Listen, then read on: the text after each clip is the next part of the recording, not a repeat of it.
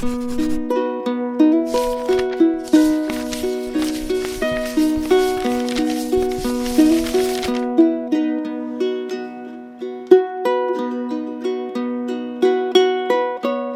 main themes of today's readings are hospitality and the promise. We as islanders are very familiar in welcoming strangers and promising our hospitality. Yes, in the first reading, Abraham gave a genuine hospitality to the three strangers. And with the love of God, the promise to Abraham had been fulfilled.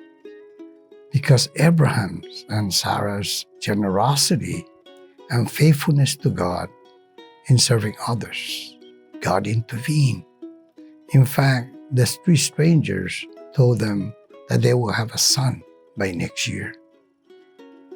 Last month, we all witnessed the 2022 Pacific Mini Games here held in our cinema.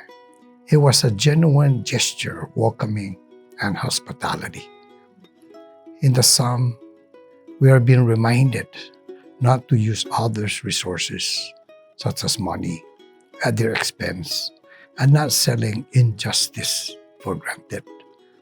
Like the three strangers in the desert, they might be very hungry and extremely tired, but Abraham and Sarah welcomed them wholeheartedly without reservation or compensation.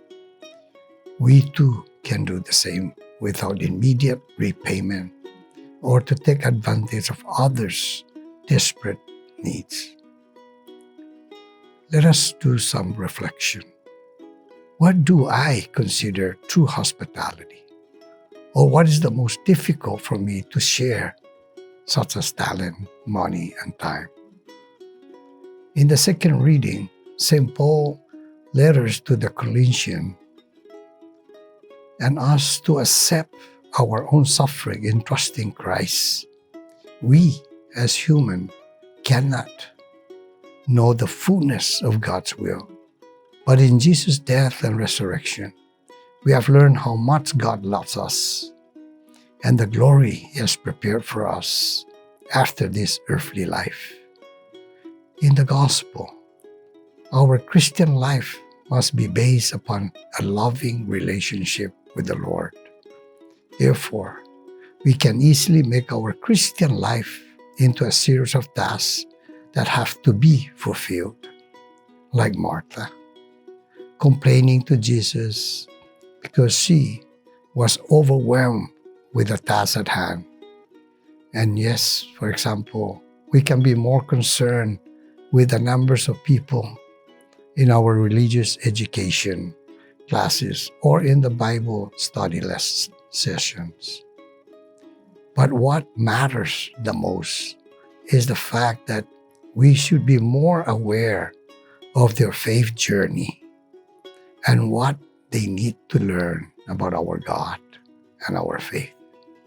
By our baptism, our ultimate responsibility for each of us is serving others, is to treat each individual with dignity and respect.